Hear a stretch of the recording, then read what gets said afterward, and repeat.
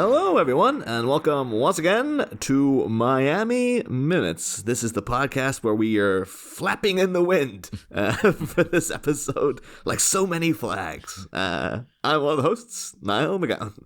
And here is me, your other host. And I know you've been waiting for our call, listener. Well, wait no longer. We're here. I am John Parker. Yeah, I bet Yashito was waiting for that call as well. But yeah, we're here today to talk about minute 19 of Miami Connection. Isn't that a song like no 19? I think there is, actually, yeah. Now you say it, I didn't think of it until you said it, but yes, I believe there is. Yeah, wasn't it like a kind of an electronic track, and it was about the average age of like the soldiers who go to Vietnam or something?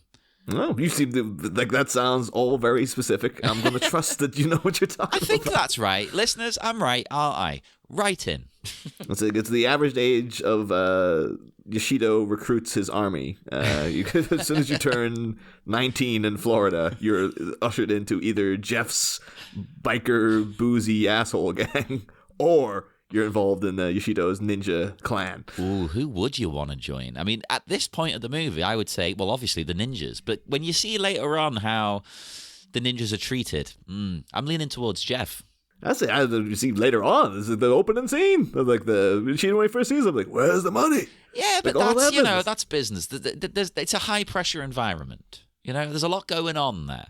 Speaking of calling back to that minute as well, kind of weird. I guess that was put there deliberately to set up the atmosphere that's in this minute, which opens with our return to Bayside High. Another episode of Save the Bell begins. Just getting that guitar. All I can think of when I see these flags is that guitar. Bayside, baby. Just find out now in the middle of this, like, yes, Screech can't get a date for the prom. The only way to improve this movie is to have Dustin Diamond in it. No, R.I.P. Dustin Diamond, too. I think he's long dead. His entire career was Saved by the Bell, sex tape, dead. That was the man's career trajectory. I feel bad for him. You know, he deserved better. And I know he made a lot of bad choices along the way. You know, we're all responsible for ourselves to some degree. But he seemed to have it really rough. He never got out of the child star thing. Yeah. The name, like, Dustin, because I'm assuming Dustin Diamond wasn't his real name, though. But, like... you know what? I assumed it was. But it does sound very fake. It sounds like a Marvel character. Alliteration. Yeah, but then we also end a minute later with the kind of the beginnings of a meeting happening. It's mostly just ninjas flexing. It's just Yashito's crew just showing off, presumably showing off for Jeff that he's there. But. Oh, that's what it is. It's like, guys, Jeff is coming over tomorrow, so I want to put on a show. Oh, 100%. Like, this would have been their day off. But like, God, Jeff's coming. We gotta get all the guys doing all the drills all the time. Overnight rehearsals. You're not getting a wink of sleep. One other thing, too. I only discovered this morning. Because we talked, way back when we're in the computer class about the actor who played the computer teacher, John Leeson. Yeah. And all the information I found on him was via IMDb. If you go on the Miami Connection Wikipedia page, they've erroneously put him down as John Leeson, the actor, the UK actor, who over here you would know John as he was the original Bungle in Rainbow. Yeah. Like Rainbow was the coolest kids show. It's technically a 70s show, but they were still showing it when we were kids in the 80s. Yeah, like 1993's a guest. Stick on the repeats of Rainbow. What's the problem? Doesn't look old at all. And they also did the voice of K9, the robot dog in Doctor Who. I love the way... Like, I don't really watch Doctor Who, but like newer Doctor Who's still have that same goddamn dog. They haven't changed it. I mean, he barely ever shows. He's only in like one episode. Well, because it's a bit silly. But I love that they still go, you know what? We've got to get him in. I think he's been a bit silly. I'd lean into all that, though. Like, that's what I want. Like, they had just this weekend, they announced, like, who's the new Doctor Who companion? And it's an 18-year-old white girl who just looks like every other companion who's come along. Like, she's the new Billie Piper, is she? Basically is, yeah. And you're kind of like, I remember a time. Well, I wasn't born at the time, but I've seen the repeats and stuff. There was a period of Doctor Who where it was like Tom Baker, a cave woman he picked up. and a robot dog who we play chess with. And that was the show. I'm sold on that. That sounds like the greatest show of all time. There's just this little dog on like, move the queen pawn, master. And then Tom Baker raging at this dog to beat him in the chess, and then a cave woman who didn't quite understand in the back. I was like, this was the sci-fi show that everybody was waiting for. Now it's like the same old thing over and over and over again. My advice to you, though, Doctor, is let the K9 win. It turns out he actually has like a laser embedded in his... Firstly, I think they probably would have kept him going if he didn't look like a robot dog, specifically from BBC 70s television. Oh yeah, that's why I love it. It looks so cheap and crap. Yeah. It's very clearly just got like a string attached that they kind of drag it along. But like the idea that could have been, and people out there entered that information in the Wikipedia believing like, oh, that's the guy who did the voice of K9 Doctor Who was in Miami Connection. It's like, if that had been true and he was there doing the voice and stuff, I mean, I think my mind might have prolapsed in some way. Oh, that would have been amazing. Holy crap. But just to say though, so if you go on Wikipedia, like I know everyone can edit it.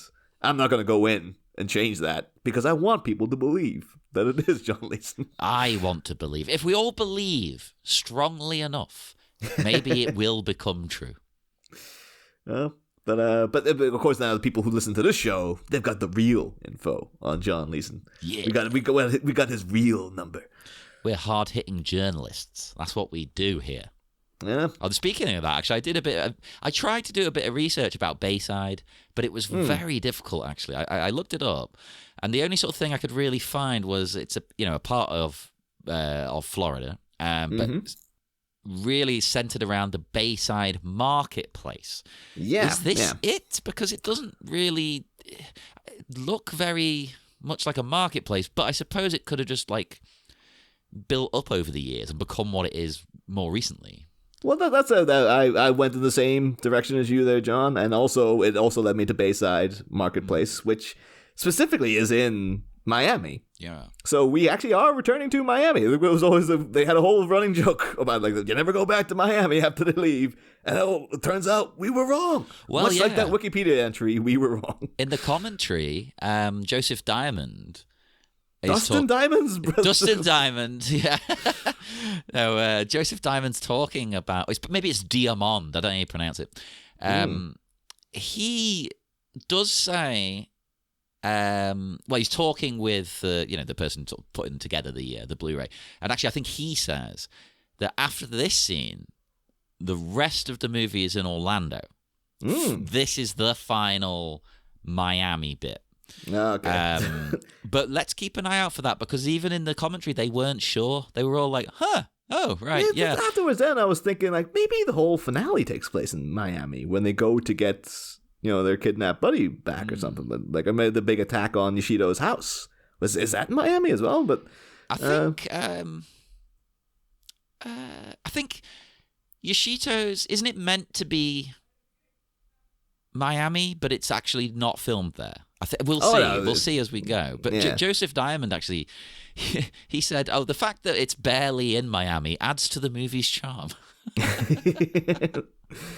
But also went and found all this, the Bay City marketplace, and noted that I do think this is what it is, but that was only built in April, or it was only opened in April of '87. And this movie, of course, it's down as a 1987 movie, but it came out in August of '88. So this is it when they're kind of like starting to like do up the area, maybe. Yeah, maybe YK Kim just bought into the hype of like, this place is gonna be the biggest deal. You want to get your camera down to shoot the Bayside marketplace.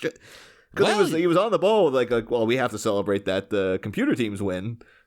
From last year. People are going to be talking about that for the next 3 decades. So we also want to get to this new marketplace place. If that was the case, he's not wrong, because I saw in the information it is the #1 most visited attraction in Miami, which is wild. But it's because everyone saw Miami Connection and they're like, what the hell was that place with all the flags? That's the sequel anyway, Miami Attraction. It's the adult parody. Oh, it's about like... some like Jeff's evil brother is going to come in and like bulldoze their orphan household to build a new marketplace. Yeah, to rival the Bayside market. It's the nay side because it's evil or something. Oh, that's quite fascinating. That I didn't realize it opened at that time. That kind of makes sense now that they're starting to advertise it as like, oh, this is an up and coming thing. So the flags are there, but it doesn't look like what the pictures I saw.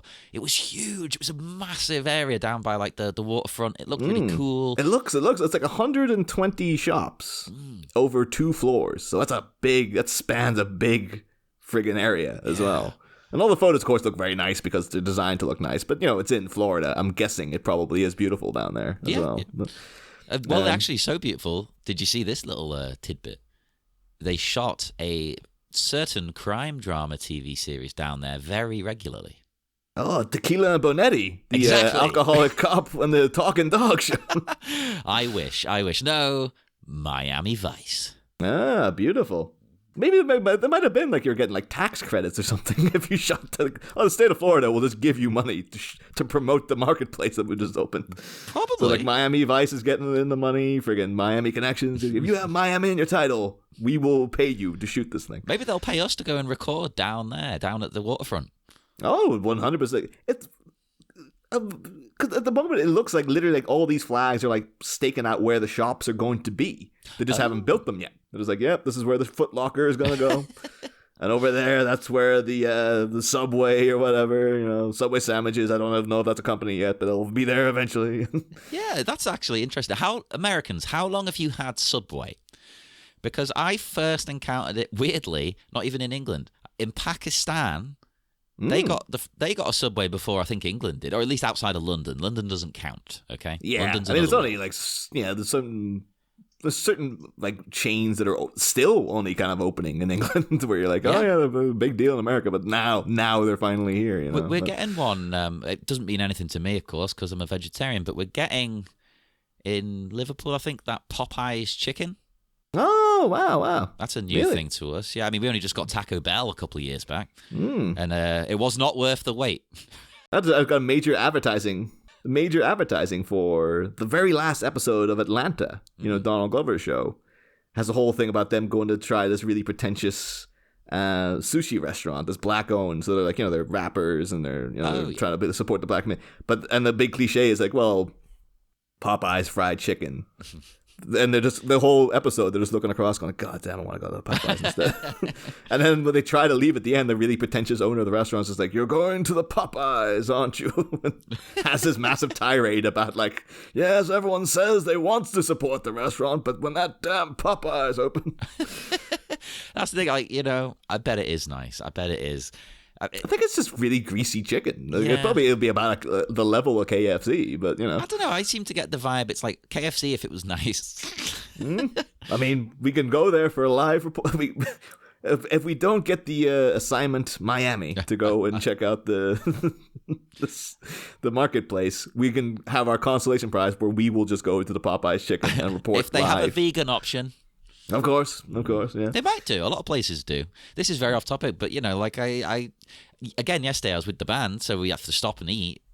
Burger King is my lifesaver on the road, which you wouldn't think so, but because now they've got 2 vegan burgers now. It's like, yes. I think the thing about Burger King is like, I've only ever had it when I go to the airport, and I always feel like absolute garbage afterwards. And yet every time I'm up there, I'm just like, well, it is cheap. And then you eat it and you're like, oh, that's why it's cheap, because it's horrible. Yeah, I like it more than McDonald's. Well, they have that illusion of it being flame grilled. Yeah, the like, fake. oh, yeah. I assume it's fake anyway. The thing is, though, if it was an actual good, vaguely healthier vegan burger, I'd probably give it a go, just to be like, well, if it doesn't make me feel terrible afterwards, then I might just keep getting this instead. You should try it. I mean, it's still not good for you, but it's definitely less calories, because now they have to show you the calories because you order on that digital screen and it tells you the calories of every single thing you're getting, which actually worked, because I almost upgraded to their new cheesy fries, because I'm not a vegan, listeners, I'm a vegetarian, but then I saw the increase in calories by just adding the cheese. I was like, maybe not. It was like double. But this is the same about Miami Vice, though. So it reminded me of this, like, Miami Vice, of course, Crockett's theme, all that, the music, this big Emmy Award-winning soundtrack by Jan Hammer. Oh, great music. And what a name. Yeah, that's the thing, though. I was back in Ireland just last week, and my dad, because my dad is, his evenings as a retired man, he just plays guitar in the living room or looks up other guitar players on a big screen in the living room and just sits watching them and then trying to play what they play. And he was watching a concert of Jeff Beck and Jan Hammer together at last. And I have to say, I was just shocked watching it. Like, and I guess I shouldn't have been, because it's like, well, it figures, But, because, the name Jan Hammer, a guy from the 80s associated with Miami Vice, I was picturing this guy with, like, a bleach, a blonde mullet flowing in the wind, and he's got, like, a billowing white shirt tucked into jeans, but still billowing somehow. Exactly what I'm picturing. Yeah, you want like, the gold necklaces, and you want him to look like he's a guy from Miami Vice. Yeah. Or at least, because some people, you ever look at, like, Dario Argento, renowned, like, sort of bizarre horror director from Italy who seems to have, like, keeps putting his daughter in things where she keeps getting, like, her kid off and stuff, and it's all a bit creepy. Yeah, that is weird. And then you see a picture of Dario Argento, and he's like, oh, he looks exactly like I assumed. He just looks like a creepy guy. Does.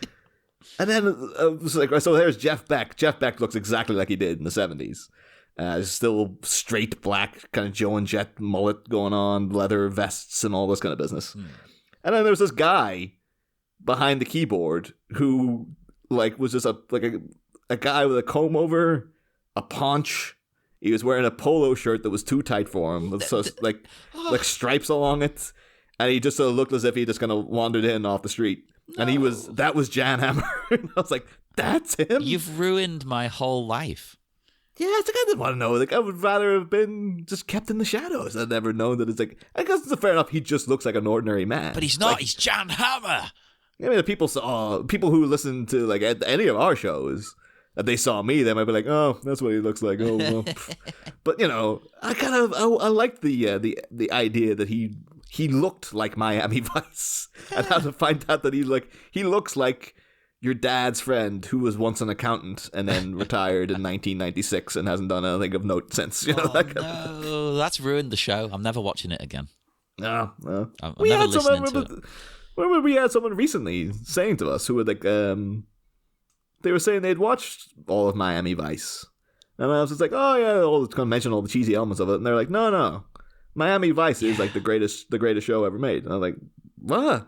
And he's like, no, honestly, if you get past all that stuff, and he's the guy's like, I've watched The Wire, I've watched The Sopranos, I've watched all that stuff. Miami Vice is better than all of them. And I was like, holy man, do I need to watch all of Miami Vice to see what he's talking about? Well, so I might do, maybe sometime in the near future, maybe as a bonus to this show. Episode by episode. The true Miami connection was just connecting us to Miami Vice. When this show will just become a Miami Vice review show after a while. At the very least, we should do a bonus episode where we review the highest rated episode of the show. They go into it though, like, I have no idea who any of these characters are or what the story is. Well, we can run it by this person and be like, will this episode make sense with no context? Come on, I'm sure we get the context of Miami Vice. They go through Pete bringing on new guests to review each episode and then have to break their hearts by describing what Jan Hammer looks like.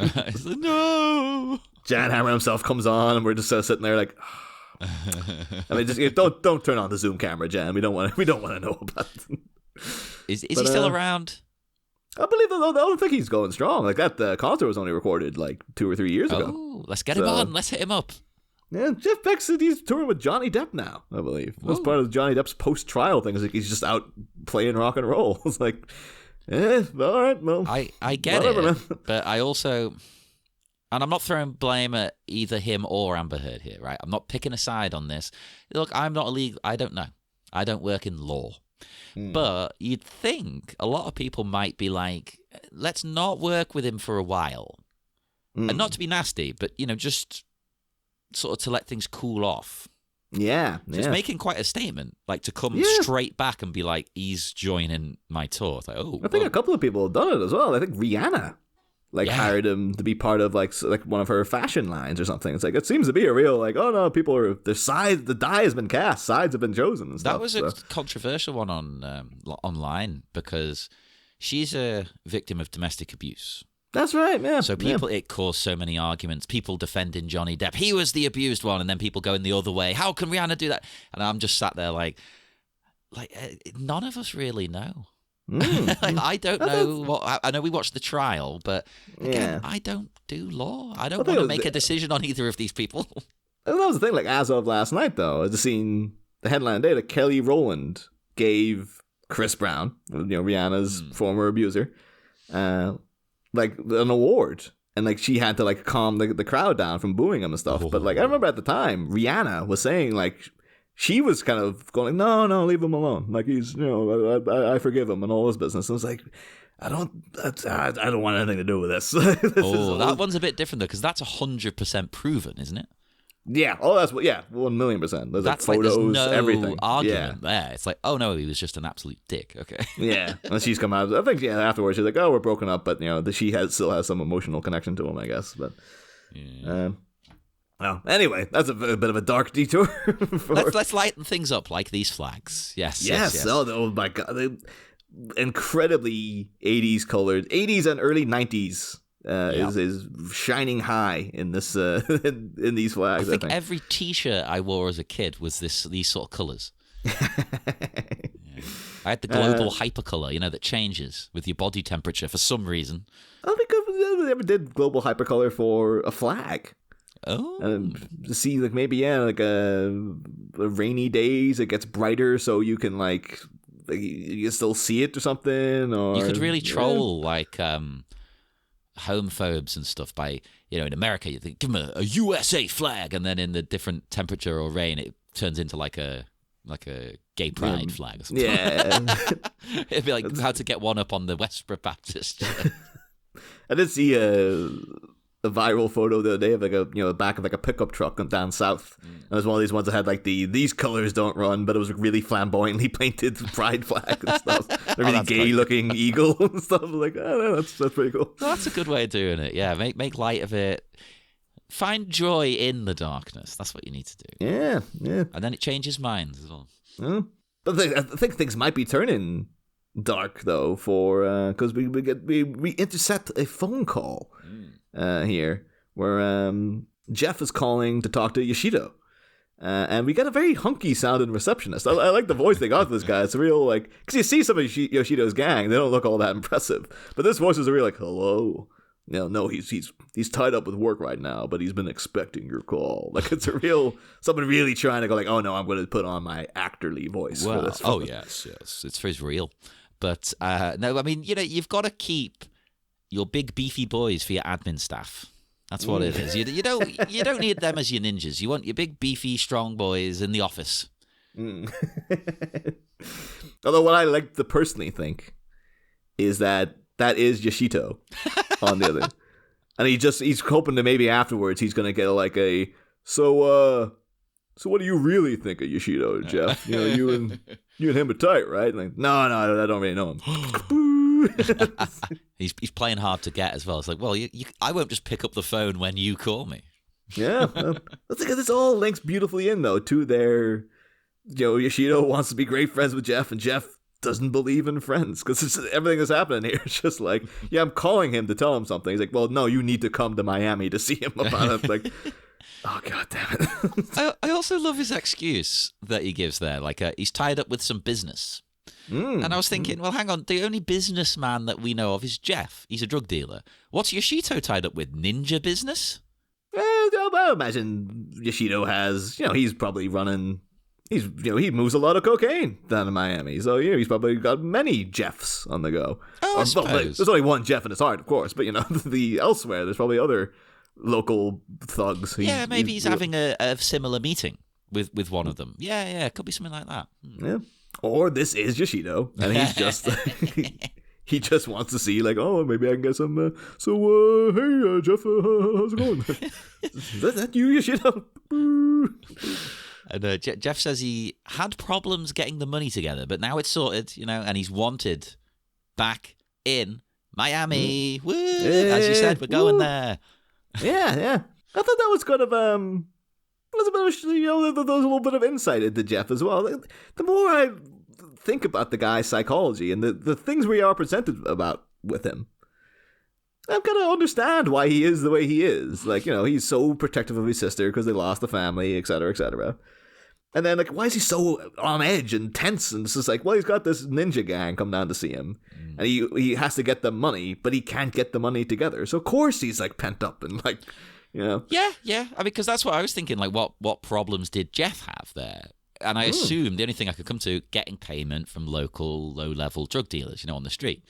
But the only problem with that is, I think that's just a hazard of the job, right? If you're dealing drugs and handing them out to people to go and sell, blah blah, the number one issue always in fiction seems to be getting the money back off these guys. Yeah. It's always need to go chasing people. It seems like it's a real pain in the ass to be a drug dealer. Yeah, I can't. How can people be bothered? I really. That's what they do a lot of the time. Like your clients are like low level people who are hooked and aren't really good for the money either. Yeah, yeah. They probably have no money and they're not very trustworthy because they need to get the item off you and they haven't got the money. Yeah. Although I like to think, what we know about Jeff's like, well, he gave, he's paid for Jane's entire education and stuff. He's got a big crew of people around him. How do we know he's not like, oh yeah, my henchman Bruiser, he wants to start his degree in pediatrics, so I had to give him all the money. Yeah, that's going. He could be handing out money left and right. Like that's why his gang are so loyal. That's why they want to hang around with him all the time, even to go pick up his sister, because like everybody loves Jeff. They're like, oh, he's just so generous. He just gives you. He buys dinner for everybody. He's always buying drinks. And it could be he's just like, yeah, Yashito, sorry, I did actually have all the money, but I spent it because, my cousin needed a hip replacement. And, you know how it. Turns out he paid for every one of those university students except for our heroes. Yeah. They didn't get the forms in time to him. So he's like, that's why he's so angry about it. It's like, I would have given you the money. I wanted to help you. You didn't respect the date. So now I have to just turn my back on you. Hey, you know what? Respect the date, listeners. Respect the date. Respect time frames. Yeah, but you're watching this with subtitles, right? No. You always think I have subs. I can't get proper subs. Okay, sorry, my mistake. I do have one version that has subs, but it's not the one I mainly use. So I sometimes go and check. So it depends. Yeah, what is it? Because at one point, so the conversation basically goes like, was Yashito there? No, he's tied up with business, but he's been waiting for your call. Jeff says, oh, I've had some trouble getting the money. And then the undisclosed buff-sounding ninja, I'm presuming, or maybe Yashito himself, says, it sounds like he says Yahos in Miami, which I'm assuming is another person they're talking about. Yeah, okay. So this is making sure, because I wasn't too sure if I just didn't hear what he said correctly. Let me double check. Yeah, that whoever that is in Miami now, so you need to get there. I don't know who that is. It's a bit strange. So I'm assuming that's someone Yashito deals with. Yeah. And maybe it's the guy in the shot, because we then cut to Yashito's den and you see them having a little meeting through the window there. Maybe it's that other guy? Yeah, I couldn't quite find... going through the IMDb, there's no one like marked down with that name or anything, so it was a bit of a... okay, I guess that's what it is. Otherwise I thought like maybe he just ran two words together and I didn't quite understand what he said or something. But yeah, I do that a lot. I mishear things the same. Like they'll be saying two separate words. I find this is an American thing. Saying two words as one. And it happens quite a lot. And it frustrates me because I don't know what they're saying. Well, I mean, that's what part of my work is. Like, sometimes I have to do transcription jobs, or literally people send in files and I have to, like, type out what they've said, basically. And sometimes you get really into, like, what are they saying? And then it becomes you can't see the forest for the trees kind of thing, where you're really focused on this kind of mangled word. And then you send it back in, and they're like, you'll get feedback going, like, oh yeah, this was mostly great.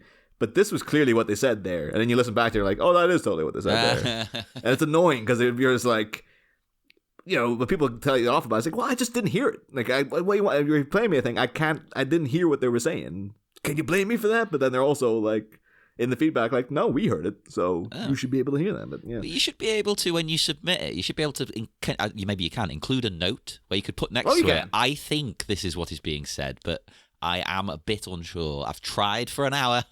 Well, that's what you do. You put it in squared brackets and put it as a guess at a timestamp, and then sometimes they'll go to you like, yeah, no, I can totally understand. And other times it will be like, yeah, this is mangled word, whatever they're saying, so we don't know what that is either. It's one of those things, though. Like, as you say, once you get really into it, I imagine you almost lose the ability to hear it properly. So you need an outside person to have a little check over. Yeah. Yeah, you kind of want to ring up one of your friends or something to be like, can you listen to this? And just, what do you hear them saying? But yeah, so presumably they start like, there's a party or something they're planning here. It's like, Josh, you gotta come down here. The birthday party's tomorrow. You gotta get here straight away. No. Actually, I've just thought as well. I'm speculating it's that other guy. It could be on the phone a code name. Oh no, because he says Yashito, doesn't he? God damn it! I thought it was Yashito's code name. But I love the cut to Yashito's pad, because as we were saying there earlier, like he's got all the ninjas out. They're all flexing. That sounds a bit sexy, like get your ninjas out. That's I think again. That's what it's all about. Like he's parked them next to the window where they can see his beautiful waterfall and all his ninjas doing their drills. And then Yashito's in his suggestive robe there. So. Yeah, I love the way I just instantly thought kimono, and you're like, oh, it's a sexy robe, and I'm like, okay, now I'm looking at it through that lens. Yeah, look, there's mixed messages between these two guys here, because Jeff is very formal, like he looks like he's going in to get a bank loan, and maybe he is like, I just want to make sure that you realize we're not friends, we're like we are business acquaintances. I did find that. Jeff's very much of the mindset of like he's fear of intimacy. Like he has loads of people around, but he's never close to any of them. Aww. He likes the company, but he can't connect with them. He can't form that Miami connection. That's what the movie's really about. Yeah, this is truly the Miami connection that Jeff just can't quite make. Is him and Yashito right there. It's heartbreaking. It's heartbreaking. Mm-hmm. So he goes around to his friend's house. He's just like, oh, Jeff, just put on a kimono with chills, watch the waterfalls, watch the ninjas, and he's just very like, no, I'm in my tan business suit, and I've got to get the red eye back as soon as this is done. It was an interesting choice though, because we've seen Jeff plenty of times, even with Yashito, and he doesn't look like this. Yeah, so he's done this to impress Laddie there in the corner, I think that's what it is. Is like that. I think that's whoever that guy on the was mentioned to be on the phone. What name did you hear it as? It was weird, wasn't it? It was Yahos. Yahos. Okay, let's say Yahos. We'll go with that. It's got to be him, and that's why Jeff's dressed up, because like this is a proper deal. Like maybe he's in charge of the drug trade in the wider area. There's like he's the regional manager. Yeah. Although I guess that speaks a lot to Yashito, where he just doesn't give a crap. Because the other guy is Yahos. He's also, although he's notably not wearing a tie, so maybe he's trying to do like he came into the room and he's like, he was in full suit and tie. He's like, Yashito was wearing a robe. This guy's in a suit. I need to kind of compromise. So he just like slipped off the tie and was like, this is it, right? Like I think I've met the dress code, whatever it was supposed to be. It's a difficult decision when you're entering actually next week I have a job interview and I don't know if I should wear a tie or if I should just have a nice button-up shirt, look a little bit loose, I don't know. No, I would wear, particularly if it's an art gallery, I was thinking you could wear like a slightly jazzy tie. Maybe that's what I'm thinking. Like I've got a bit of flair. I've got like just normal plain black suit, but then I'm like, well, I'm going to wear my fancy oxblood shoes because they're smart.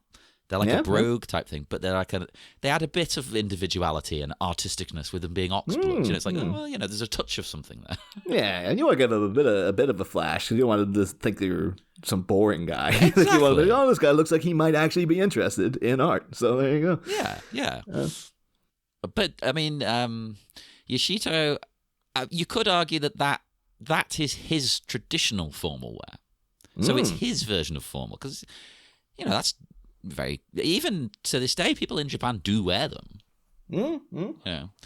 Not every day necessarily. Well, some people do, but it's not every single person you meet. A lot of people wear a suit or whatever, but they are worn. It's not seen as odd.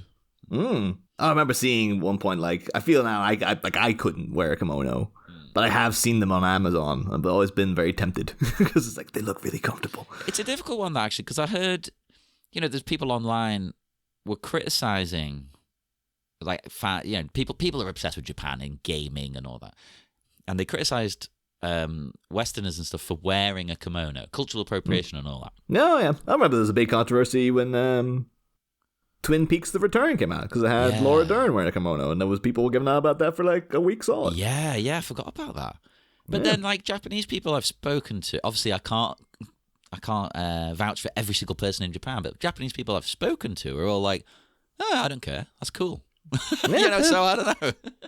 I think in a lot of those scenarios, it's always the people you always hear complaining the most is always just the Western white people who are getting outraged on behalf of other people. The whole business with the Ghost in the Shell remake with Scarlett Johansson, and then they went and interviewed Japanese people about it, and they were like, "Oh, we don't mind at all. Like, she's a beautiful actress. What's the problem?" Like, at least.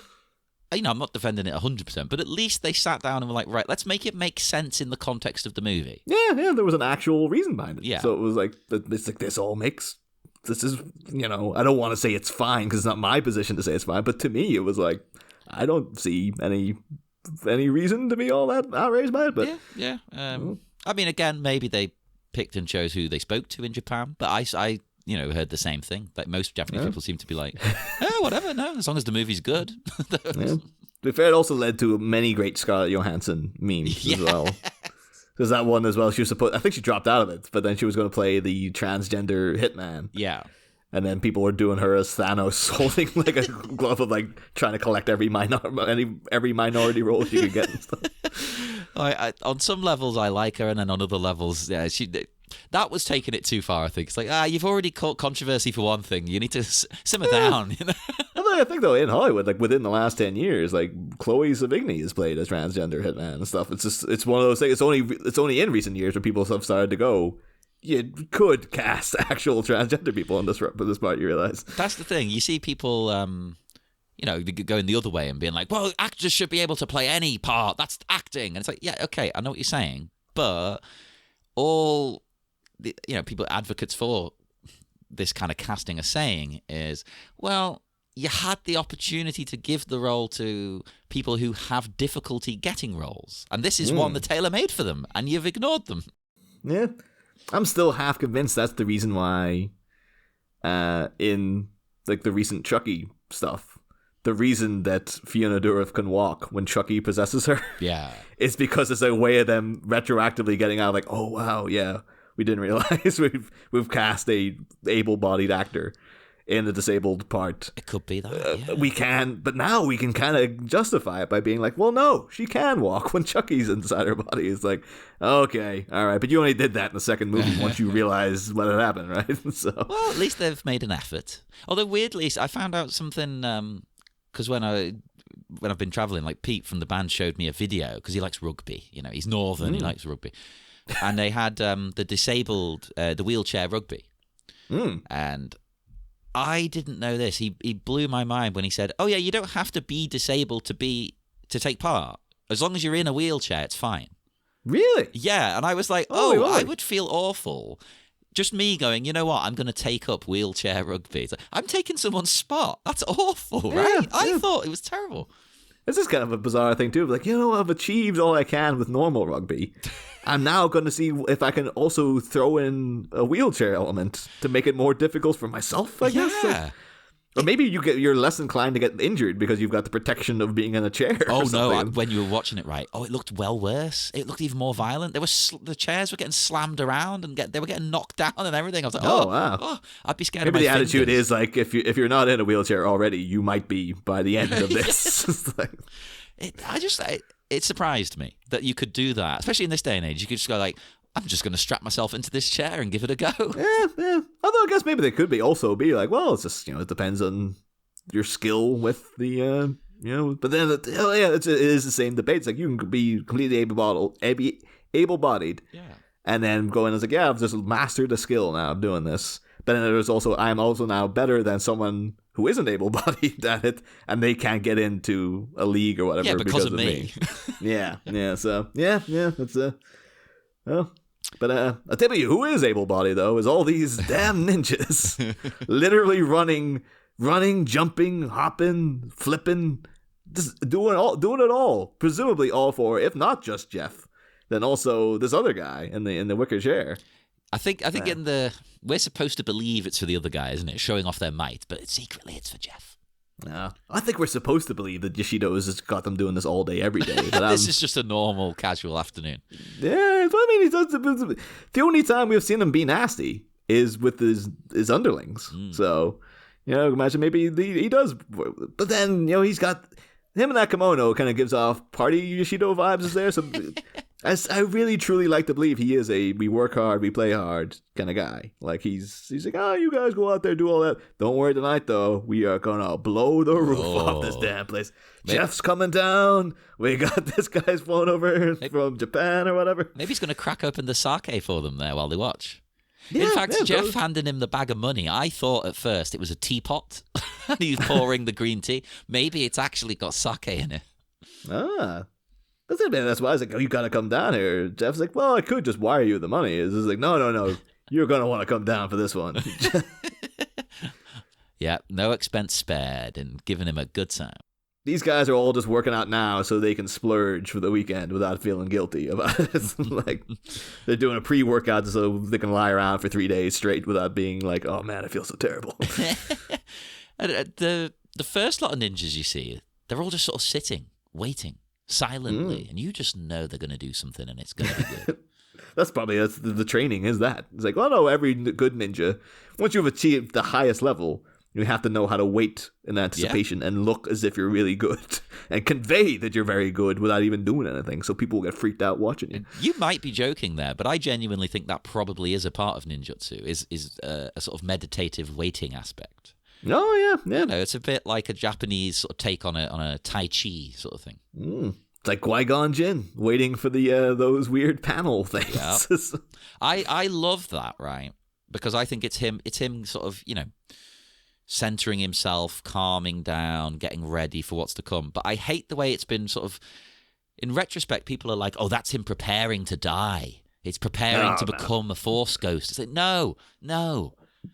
He's just taking a kind of a super breather in between rounds of the fight, really. It's very zen. It's also like, imagine like Darth Maul and Obi-Wan must be thinking as well. It's like, how long does he think these panels are going to be up for? It's like, is this going to be like 20 minutes? Like, why would you settle down so quickly?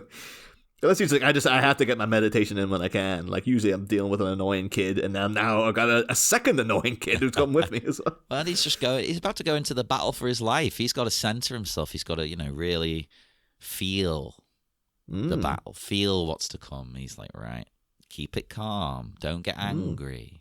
So I think it works. I think it's really cool. Maybe that's what these ninjas are practicing.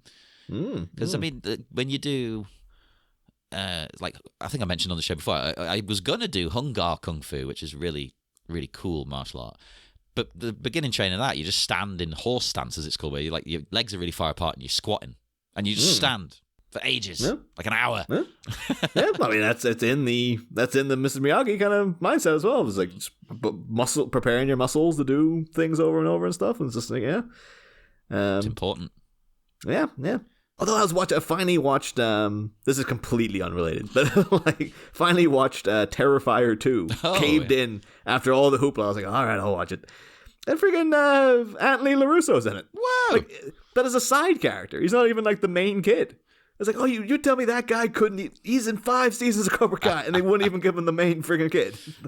Well, he's just like some asshole bully. Well, nowadays I'm kind of feeling more for Anthony, but like it's, it was seasons 1 and 2, I'd be like, oh, screw that kid. But now he's had his journey. He was a bully, and then he came out the other end, and he did the classic Cobra Kai that everyone can be redeemed thing. Yeah. Except Terry Silver, and apparently Kreese. Wait, that's yet to come.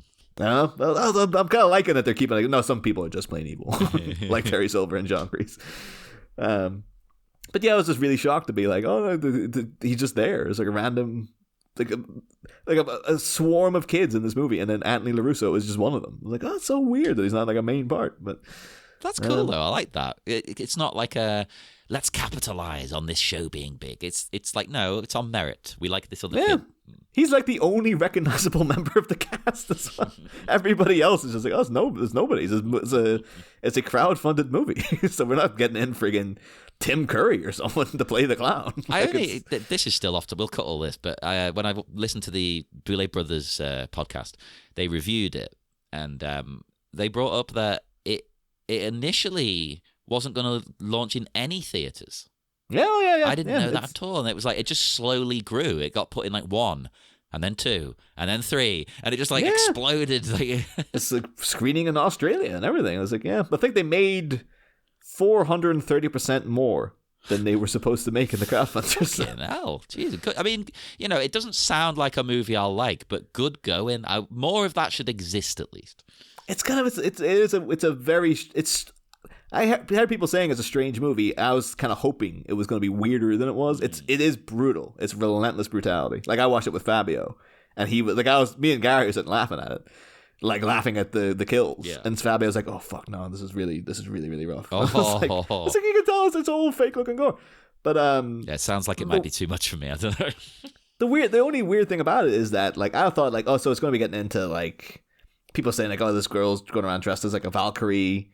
And there's some kind of magic going on. And I was like, oh, so it's going to get into some sort of mythology. And no. It's just a normal slasher movie stretched to 2.5 hours.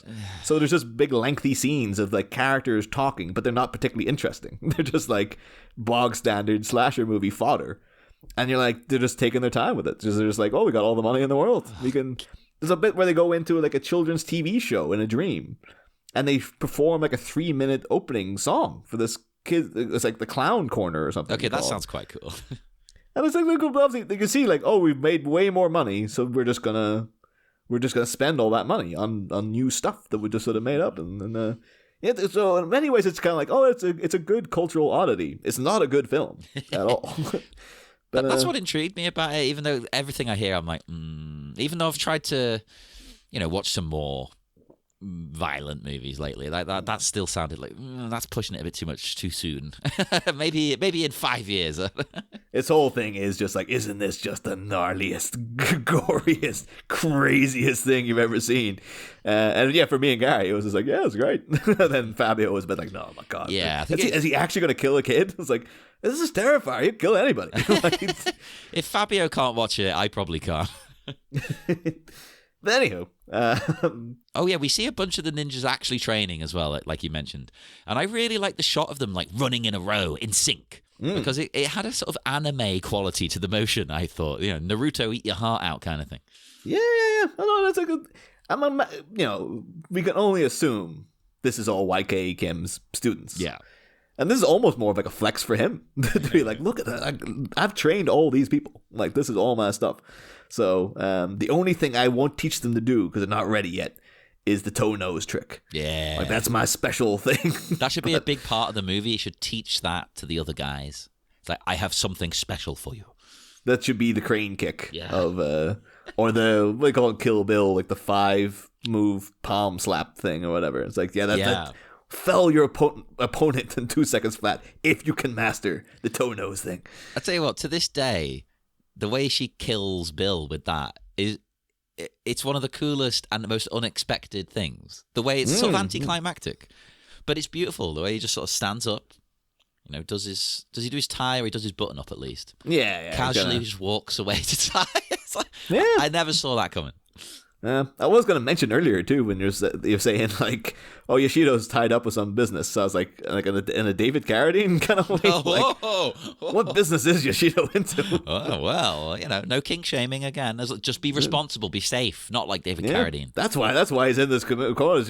Jeff's sitting there looking at all these marks all over his body, just like, Yashito, man, what were you up to in the last couple of days? Yeah, maybe he's into that. Like in what's his face in Boardwalk Empire.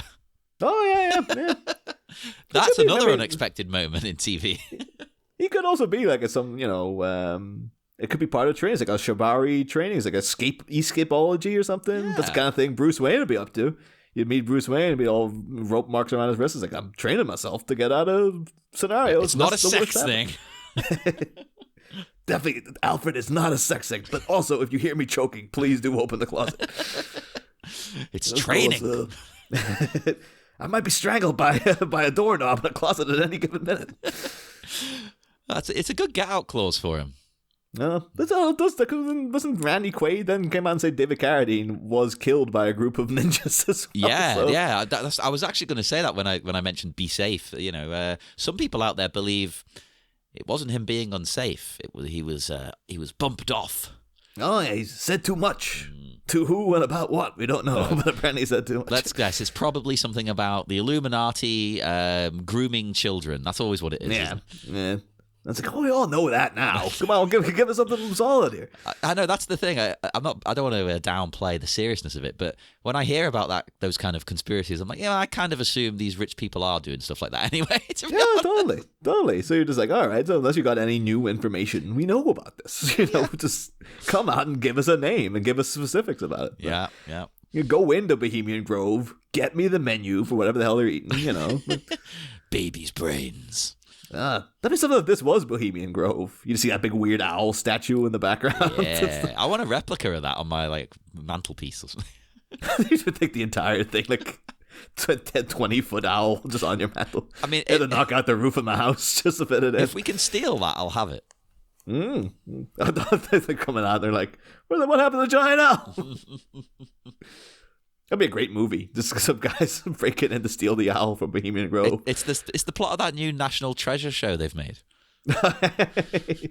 As the end of it's just it's strapped to the back of a pickup truck and banjo getaway music. The Illuminati is after us, boy. This is how I would write that. Oh, Nicolas Cage, dude. Oh, there you go. This is great. This perfectly works as a movie. Nick Cage stealing that owl from Bohemian Grove, and then getting chased. That's the only thing, right? They've made this show of it, and I'm like, okay, yeah, the premise, stealing artifacts and things like that, a bit Indiana Jones, yeah, make a shot of it, great. But Nick Cage isn't in it. Yeah, and it's it's an instant no for me. It's like if he was in it, 100%. Or if it was called something else, I'd be like, oh, this new show sounds great. But the fact they're calling it that, it's like, but now I need Nicolas Cage. I'm going to be thinking about him the whole time. They'll probably end up too, dropping hints well, maybe he might show up if you watch the show. You ain't gonna trick me into watching a 30. It's gonna be like Qui-Gon Jinn and Obi-Wan, where it's 8 episodes later he shows up for 2 seconds or whatever. That would be kind of cool though. I'm gonna call somebody. I have a friend on the inside. I have a friend who's a true national treasure. What? Everyone knows that he is a national treasure. He's an international treasure. If you're Korean or American, YK Kim is a national treasure. No, I would say Nick Cage could play nearly every character in this movie. I don't think it wouldn't faze me at all. I think he would happily play Mark, even though he shouldn't. Yeah, totally. I think he could play Yashito. He shouldn't, but he could do it. He could easily play Jeff. I don't think there's a role in this film I couldn't imagine Nick Cage slotting very... you wouldn't bat an eye to it. You'd just be like, oh, the film got better somehow. Although you saying that just makes me think... Because, I've watched it a million times, but I just recently rewatched Dark Place, UK comedy people. Yeah. And it just made me think of that line where Todd Rivers, played by Matt Berry, is talking about his acting, and he's like, I'd play anything. A Nazi? I don't know if I'd ever kiss another man, not even for the big boys. He's fine with a Nazi. No. Have you started the book yet? Or? Not yet. They won't give me that free credit on Audible yet. There. See, I have another one. It gives you 2. If I could gift it to you, I'll have to work out if I can. I think you could. I think you can give audiobooks. They did come up with a way of doing it, but I don't know how. So look, if I can do it, I'll try to send it to you. Oh, thank you. Although it's very it's not a continuation of Dark Place. No, isn't it meant to be one of his books? Yeah, it's literally he comes on at the beginning introducing it and stuff, and it's great. It's just him in character doing, and he reads it all in character as well. But there's no there's no mention of Rick. Well, at least so far, I've not finished the whole thing, but there's no mention of Rick Douglas or any of that. No, kind of stuff. That's what I want though. I want it to just feel like a kind of crap Stephen King book. Oh, for the first, it's 3 stories. The first one it's Hellraiser, basically.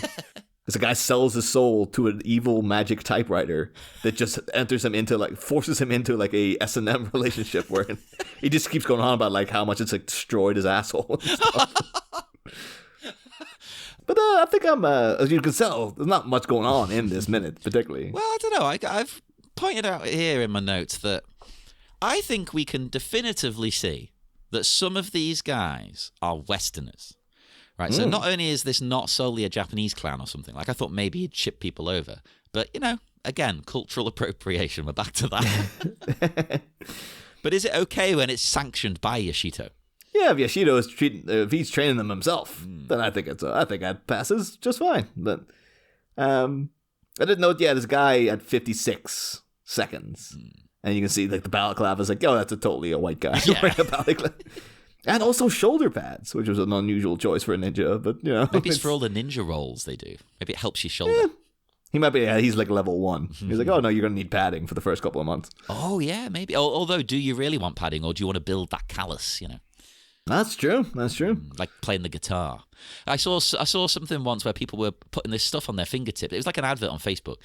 To numb your fingertips so you can learn the guitar better. It's like, hang on a minute though. I know it kills. It does. It absolutely kills your fingers. But that's part of the process, right? Yeah, you have to break through to the other side with it. You have to make sure that to the other side. And once you've built up the callus, that's it. You're well on your way. Yeah. But maybe Yashito, this is how he gauges people. He's like, he gives you the option. Do you want to do it with the padding, or would you rather do it the old-fashioned? They're no, go for the padding. He's like, 2 weeks. You have failed the first test. Yeah, so you 3 guys go stand over there. You don't get to run in the line with everybody else. Okay. But no, the only major note I have for this minute was I thought they got the music cues kind of mixed up. Because it shows you this beautiful shot of Bayside, and it's got this kind of ominous synth over the top of it. It's like Angelo Badalamenti music. Yeah. But then when it cuts to Yashito's pad, it's quite upbeat. It's almost kind of like triumphant hero music. I was like, this is the bad guy. This is like the meeting of the bad guys. Why is it so? It felt as if they got the two things mixed up. Or like, we're supposed to show you a beautiful shot of Miami and go like, hey, it's Miami, everybody. And then it turns serious when we get into the bad guy stuff. Yeah. But they did it the other way around for some reason. Yeah, it needs sinister music there. I love that it hasn't got it though. It's fantastic. It kind of gets because we've spent so much time in this process with Yashito and Jeff. They kind of have become my heroes now. Where they're like, well, these are the main characters, right? Like, we barely spent any time with friggin' Mark. We've only talked about him for like 2 minutes. Well, the only other note I had was the drinking game. Oh, of course. Believe it or not, there is a drink to take. Because one of the ninjas does the ninja roll. And that's one of the drinks. It's the only one, people, so sip and sip well. Plus, if the other guy in the wicker chair, if he turned out to be a family member, this could be family drama going on where we don't know for sure. We should just assume it's always family drama. To take a drink, quaff well. Now I'm just doing that because why bother having one sip? Then what do I do? Put the bottle away for a week? How come that new water bottle I bought here? Thinking it's like, this is a big cool like. It's one of these ones that's real like hydration, kind of like it's designed to show you how much water to drink of it. And the way you have to suck the goddamn thing through the straw, it's like my cheeks are going in. I'm going to tear on my own face sucking this water through. It's to burn more calories. It could be some mental thing like that where it's like, you're supposed to suck extra hard because it's better for you that way or something. And of course, all the listeners know you do suck extra hard. Burn. Oh. But it's just really annoying in the night when you're reaching over for some water and usually you just really gulp it down, but this is like, for God's sake. It's like the super squishy. Yeah, it's exactly like the super squishy. Or like a McDonald's milkshake. They're the same thing, basically. I've never had a McDonald's milkshake. What? No, oh my God. Never. I always used to pay the extra as a kid, like because you have to. As the meal, you get like a Coke or whatever included. If you want the milkshake, you have to pay a bit extra. And I was like, I'm paying extra. I don't care. Give me that milkshake, baby. See, I didn't even really have like. It's about my hometown has advanced so much since I left, where like I didn't really get access to McDonald's until I was in university because there was none in my hometown. And there eventually was one in Derry down the road, and you only ever went there a couple of times a year, and the queue was always mental at the McDonald's, so it never went. And then so University was like, oh, McDonald's at last. And so and you were disappointed. Yeah, I was never thought to get like a milkshake when I was there. But since I left Strabane, they freaking got a McDonald's there now. They put this giant Asda there that people come from all around the country to get to. Liam Neeson and Johnny Knoxville were cited in that Asda at one point. Liam Neeson cast in remake of Miami Connection to be filmed in Strabane. Apparently now they're saying they're going to make a Starbucks there. They're building a Starbucks in Strabane. I was like, what the hell?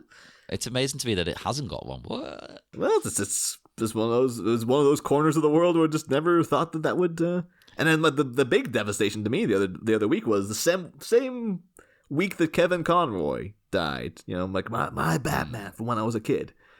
The corner shop at the end of my street shut down. And it was I was actually genuinely kind of in mourning because it was like some of my earliest memories are in that shop, like going over to get stuff. And it was just like, it was one of those ones where I was driving back from the airport and I looked over and I was like, well, that's weird. Why is that shut at this time of day? And the people in the car were like, oh no, it's shut down. It's gone. Devastated. Yeah, it was so abrupt. I was like, apparently it was very abrupt for them too. The guy from head office or whatever just came in one day and was like, yeah, you're shutting down tomorrow. That's it. What? And so it's just it's really every time you think like, oh, I'll nip over for, oh no, it's gone.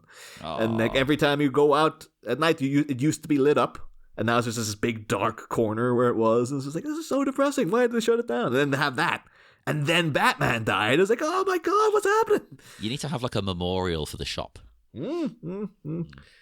Take another drink, listeners, for Niall's shop. I thought it was just me too, but everyone I mentioned it to was like, yeah, it's terrible. I can't believe that shut down. But they opened up a Home Bargains across the street a couple of years ago. I'm assuming that's what's happened. Oh, that's not fair. That's not right. Yeah. Maybe they're going to, do the place up and turn it into the Bayside marketplace of Strabane. Hey, well, all right. Well, if they successfully do so, we can go over there and try the Popeyes chickens. And we can try and move a lot of coke. By the way, too, I said Popeyes chickens. No, it sells chickens. Like it sounds like a fried chicken place. You go in there, you have to catch as many chickens as you want, and you can buy them. You get 5 minutes to catch the chickens. That's it. There's a timer. But on that note, that's me done. Catch that chicken, pour one out for Niall's shop, and what's going to happen with this shady deal? What's going to happen with all this ninja training? What are they prepping for? You're going to have to tune in again next week to find out. You have to wait 7 days. You can't just watch the movie. I forbid you. And you need to do what you're told. Be a good little sub, I guess. and go to Subway, and sponsored by Subway, this podcast now, and Starbucks. Or Popeyes. And Popeyes. Enjoy all of those food products, which I don't really frequent. And we'll reforge the connection in a week's time. But if you want to speak to us, Facebook, Twitter, Instagram, look up Miami Minutes on all of those. And why don't you send us an email at miamiminutespodcast@gmail.com, or head to the Sleepy Charlie Media Patreon for wonderful bonus episodes, mostly about Batman, not always about Batman. There's plenty of other things too. I mean, the big one we're planning hasn't been recorded yet, but will be by the time this episode airs, is coverage of the Wednesday Addams TV show that's coming on Netflix. We will be covering literally every episode of it. So in some form. Yeah. But all of it will be covered, and that's all on the Patreon. I'll just be there for you. Yeah, so check that out, and it helps us produce shows like Bat Minute and this. So do that, and we will be back in 7 days. So see you then, Taekwondo family. Hiya! Listen to me.